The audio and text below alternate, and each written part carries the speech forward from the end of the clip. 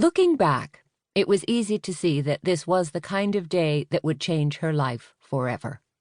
But, at the time, it seemed to Toni Benson like it was just any other day. Just a normal Thursday in the middle of June, 2 weeks shy of her 9th wedding anniversary to Jared.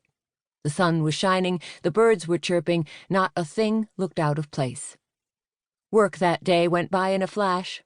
She spent most of it thinking about the surprise she was planning for her husband and browsing the internet to double-check all the reservations she had made. She'd never been much good at keeping secrets, especially not from Jared. He was the more mysterious of the two of them, certainly.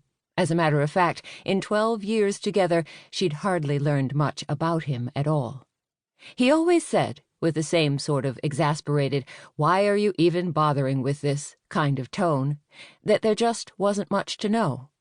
He had a mother he didn't talk to, and a hometown not worth mentioning. No father figure, no siblings, no past to speak of. If Toni pressed him on it, when she'd had a glass of wine, say, or if she was just feeling a little nosy, he'd mention something vague about small-town life. He'd been born in either Kansas or Arkansas, she never could remember which, and then, according to his version of events, he'd more or less shown up one day at the law firm where Toni worked as a paralegal. She remembered he was toting both a charming smile and an impressive binder with which to pitch the firm's partners on his budding software company. That was that, as far as origin stories go.